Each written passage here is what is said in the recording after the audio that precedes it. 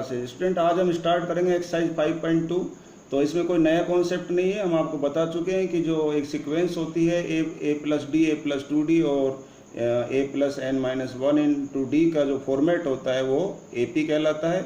General term जो है AP का हमने आपको बताया, मैं आपको रिवाइज कर देता हूँ। जनरल टर्म होता है a plus n minus 1 into d होता है, ठीक है।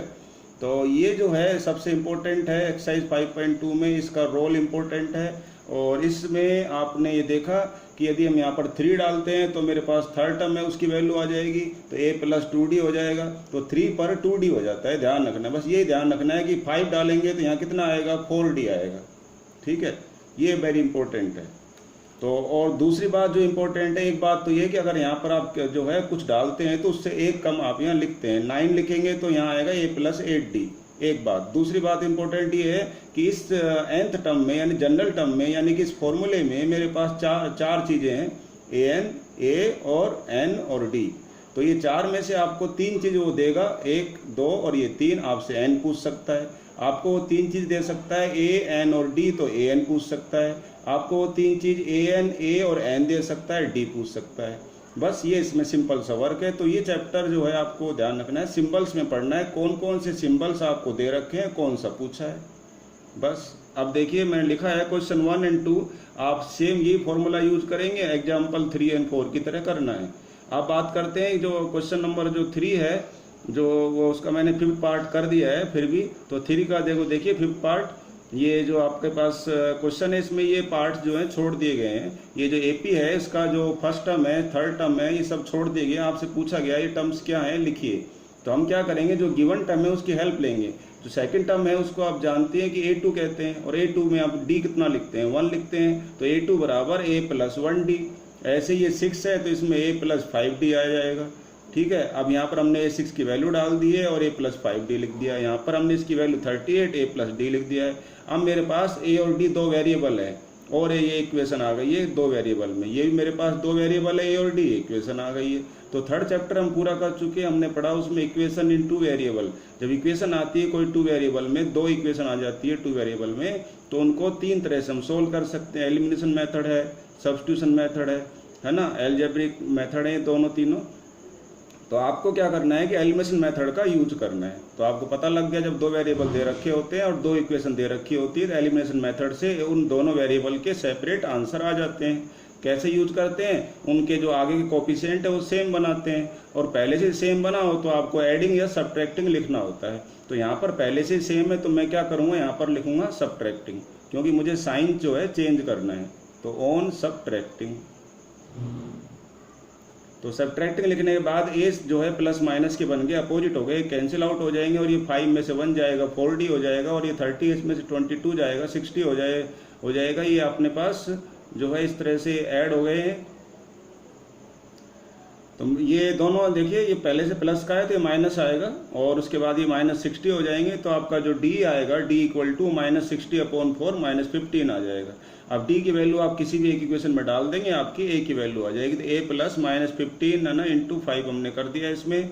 तो हमारे पास जो वैल्यू आ रही है वो minus 15 into 5 equal to minus 22। ये देखिए ये वाली इक्वेशन है, यानी कि इक्वेशन 1 है, उसको हमने यूज किया है। तो अपने पास ये a की वैल्यू आ जाती है 53, 53 a की वैल्यू आ गई है। तो हमारे पास a की वैल्यू को a1 कहते हैं, ऐसे a3 की वैल्यू के लिए a की वैल्यू को फिर हम यूज करेंगे, और मेरे पास जो है 53 माइनस 30 23 आ जाएगा a3। a4 के लिए हम ध्यान करिए कि हम क्या करेंगे, a4 हमें निकालना है। तो हमने यहाँ पर कर दिया है 53 माइनस 45, ये 8 आ गया है। तो यहाँ पर a प्लस 3d में क्या करेंगे, a की वैल्यू 53 है और 3d कितना बन जाएगा, 15 3 जब 45, तो ये 3d बन गया। तो 3d की वैल्यू 45 हो गया है, ठीक है। ऐसे यहाँ पर a5 में a माइनस 4d करेंगे। a तो अपना 53 है, मैंने डायरेक्ट लिख दिया है, माइनस 4d मतलब माइनस 4 इंटू 15 करना है। तो 15 4 या 60 होते हैं, तो a जो है प्लस 4d में a 53 और प्लस 4d में 4 इंटू माइनस 15 माइनस 60 हो गया। तो ये मेरे पास वैल्यू आएगी -7। तो इस तरह से ये टर्म्स मेरे पास आ चुके हैं जो कि मिसिंग थे, ठीक है। ये हमारे आंसर्स हो गए हैं। तो जब भी आपको जो है वैल्यूज दे रखी हो तो उसको एक्सपेंडेड फॉर्म में लिख करके डबल वेरिएबल में जो इक्वेशंस आती है उनको आपको सोल्व करना होता है। उन दोनों वेरिएबल की वैल्यू निकल जाने के बाद d की और किसकी, ए की वैल्यू निकल जाने के बाद, ये देखिए ए की वैल्यू निकल चुकी है, डी की निकल चुकी है, उसकी हेल्प से हम आगे के सारे टर्म्स निकाल सकते हैं।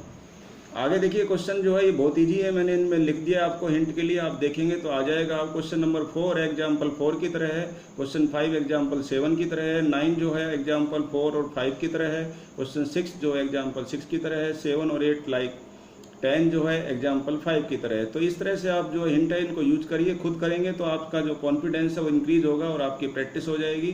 क्वेश्चन नंबर 8 मैंने थोड़ा हिंट लिख दिया, उसने बोला कि थर्ड टर्म 12 है, तो थर्ड टर्म 12 बोलने का मतलब है a + 2d 12 है, ठीक है, क्योंकि थर्ड है तो 2 लिखेंगे। ऐसे ही उसने बोला 50 टर्म जो है 106 है, 50 का मतलब एक कम करेंगे 49d लिखेंगे। दोबारा से देखिए वही सेम सिचुएशन आ गई है, ये ए और डी में इक्वेशन 1 है, ए और डी में इक्वेशन 2 है, इन दोनों को सोल्व करेंगे एलिमिनेशन मेथड से तो आपके ए और डी के आंसर आ जाएंगे, जैसे हमने ये ऊपर वाले किए हैं। ये देखिए सवाल, इसमें ए और डी में 2 इक्वेशन थी, तो ये ऐसे ही करना है आपको, ए और डी का जो है अब आंसर आ जाएगा, फिर उसके बाद जो है अगले आपके टर्म्स भी आ जाएंगे। अगला है क्वेश्चन नंबर 11, उसमें देखेंगे ये आपके पास एपी दी हुई है 3, 15, 20 है ना, 7 और 39। तो इसमें आपको जो है ए यहाँ 3 है, डी कितना है 12 है, क्योंकि माइनस करेंगे 12 आएगा। तो इसके जब हम n टर्म का फॉर्मूला लगाते हैं तो हमारे पास जो है ए 54 निकल सकता है। ए 54 होता है, एक कम लिखेंगे 53d होता है, ठीक है। डी की वैल्यू हमारे पास मौजूद है, ए की वैल्यू मौजूद है, तो मेरे पास जो है ए 54 का आंसर आ जाएगा 639। अब आपको क्या है, आगे एक रिलेशन दे रखा है। क्या रिलेशन है, जो इसका जो kth टर्म है, कहता है इसका कौन सा टर्म ऐसा है, क्वेश्चन ये दिया हुआ है कौन सा टर्म ऐसा है जो 132 मोर है। तो हमने मान लिया kth टर्म 132 मोर है, किससे, 54 टर्म से।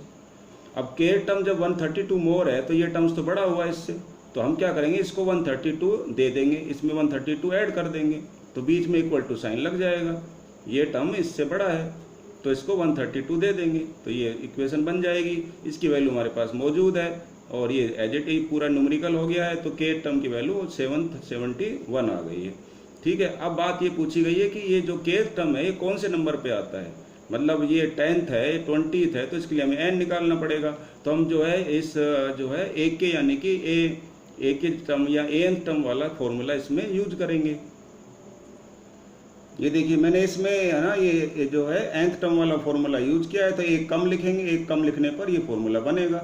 अब मेरे पास क्या है, ये मौजूद है, ये भी मौजूद है और ये भी मौजूद है, सब नंबर बन चुके हैं, केवल के जो है अननोन है, इसकी वैल्यू आ जाएगी। सारे नंबर से एक तरफ कर देंगे तो के की वैल्यू मेरे पास आ रही है 65। तो 65th नंबर पे वो जो टर्म है वो 132 मोर होगा, किससे, 54 टर्म से। सही बात है, 65th टर्म तो अगला वाला हुआ ना, वो तो मोर ही होगा, तो ये हमारा राइट आंसर आ गया है। अगला है क्वेश्चन नंबर जो 12 है, उसमें आपसे ये कहा गया है कि ये जो आपको हमने फर्स्ट एपी दी हुई है और एक सेकंड एपी दी हुई है, इन दोनों एपी के जो 100 टर्म का जो डिफरेंस है वो 100 है।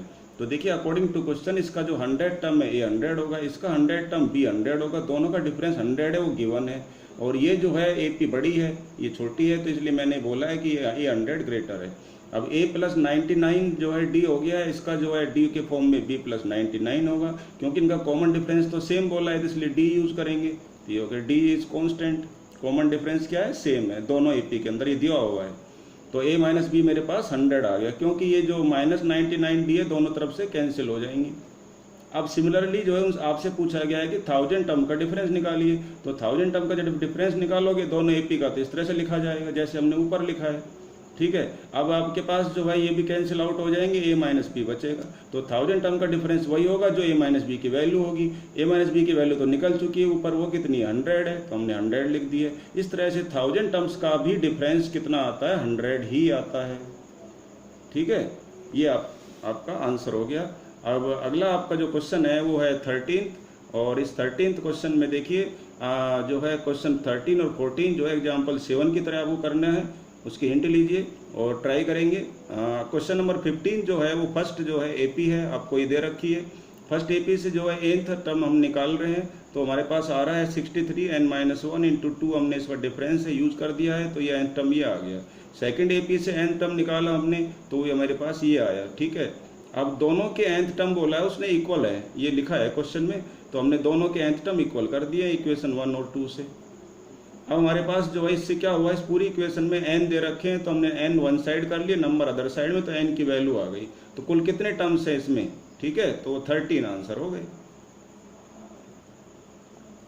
आगे क्वेश्चन नंबर जो 16 है, क्वेश्चन 10 की हिंट लेके करेंगे आप। क्वेश्चन 17 है वो एग्जाम्पल 8 की हिंट लेके करेंगे, और 18 को देखते हैं किस तरह से होगा। तो देखिए इसमें दिया हुआ है कि दो जो टर्म्स थे, 4th टर्म और 8th टर्म, उसका सम 24 है। सम लिखा है, सम मतलब प्लस। अब इसको हम ए और डी के फॉर्म में लिखेंगे, तो 4 है तो 3D आएगा, 8 है तो 7D आएगा, टोटल 24 हो गया है। और जब आप इसको वो करते हैं क्या, सिंप्लीफाई, तो ये आपकी जो है लास्ट सिंपल फॉर्म बन जाती है, इक्वेशन नंबर 1। ऐसे ही लिखा है 6th और 10th टर्म का जो सम है वो 47 है। तो इस तरह से आप इसमें क्या करेंगे, सिंप्लीफाई करेंगे, तो ये आपके पास बन गया 2a + 14d। क्योंकि यहाँ पर जो है 5d आएगा, यहाँ पर 9d आएगा, तो मैंने डायरेक्ट लिख दिया है। इस तरह से मैंने दो नहीं लिखे हैं यहाँ पर। तो 9d और 5d कितना हो जाएगा, 14d, और a + a 2a हो जाएगा, डायरेक्ट लिख दिया मैंने। तो a + 7d कितना हो गया, 22। ये आपका एक इक्वेशन हो गई है, ये सी से जो बनी है। और एक इक्वेशन यहाँ से ले लिया अपने, दोनों को हमने कैसे किया है इसमें, ऑन सब्ट्रैक्टिंग। ठीक है, सब्ट्रैक्टिंग लिखेंगे तो एक जो है एलिमिनेट हो जाएगा आपका a, क्योंकि कोफिशिएंट तो सेम है, तो यहाँ पर ये कैंसिल आउट हो जाएंगे, ये 2d बचेगा, ये 10 आएगा, d 5 आ गया है। इसको इक्वेशन 1 में डाल देंगे, a आ जाएगा। a मेरा -13 आ गया। अब a पता लग गया और d पता है, तो बड़ा आसान है जो है निकालना टर्म। a1 ये हो गया, a2 a + d होता है, -8 हो गया। a3 आपका क्या होता है, a + 2d होता है, 2d का मतलब 10 है, -3 आ गया। तो वेरी सिंपल है स्टूडेंट, ये जो है एक्सरसाइज आपको ये सिंबल्स में पढ़नी है। ये आपको देखना है कौन कौन से सिंबल पता है और क्या निकालने हैं। और ए की फॉर्मूला बार बार काम आता है, वो है कौन सा वाला, nth टर्म वाला, an = a + n-1 × d। तो देखिए अभी अगला क्वेश्चन है 19, लैंग्वेज प्रॉब्लम है वो, लेकिन आसान है। सुबह नाम की जो लड़की है उसकी सैलरी 1995 में 5000 थी। ठीक है, तो इंक्रीमेंट जो है एवरी ईयर कितना होता है उसकी सैलरी में, 200 होता है। तो हियर जो सैलरी जो है कॉन्जिक्यूटिव ईयर में जो लगातार बढ़ती जाएगी, तो ये बनेगी, क्योंकि हर साल 200 का इंक्रीमेंट है। तो 5000 + 200, 5200, 5400, और लास्ट में उसकी सैलरी 7000 हो जाती है। तो आपसे पूछा है कि कितने ईयर जो है टाइम बाद जो उसकी सैलरी 7000 हो जाती है। तो कॉमन डिफरेंस हम क्या देख रहे हैं, कांस्टेंट है, तो ये AP बनेगी। सैलरी क्या करती है, AP बनाती है। यहाँ पर A कितना है ये पता है, D जो है डिफरेंस है, और AN क्या है, 7000 हो जाती है। ठीक है, तो कितने ईयर्स में 7000 हो जाती है, तो यानी कि n निकालना है, हाउ मेनी ईयर्स। तो नंबर ऑफ टर्म्स पूछा है आपसे, तब आपको जो है an का फॉर्मूला लगाना है। ये an का फॉर्मूला हो गया, an = मैं बार बार यही कह रहा हूँ, ये फॉर्मूला आपका काम आने वाला है आपको, × d। अब आपको देखिए ये भी मालूम है, ये भी मालूम है, ये भी मालूम है, ये नंबर ये नंबर ये नंबर ये अननोन रह जाएगा, ये इसको आप एक तरफ कर लेना, बाकी सब दूसरी तरफ, आपका आंसर आ जाएगा। सो ये आपका था क्वेश्चन 19, और क्वेश्चन जो 20 है वो भी सेम आप क्वेश्चन नंबर 19 की तरह करेंगे। ठीक है, तो आई होप आपको समझ आ गया होगा। कोई क्वेरीज है तो जरूर बताइए, I will try to solve it. अब आज के लिए हम 5.2 को पूरा कर चुके हैं, आज के लिए इतना ही काफ़ी है। नेक्स्ट पार्ट में हम 5.3 स्टडी करेंगे। So that's all for today, thank you.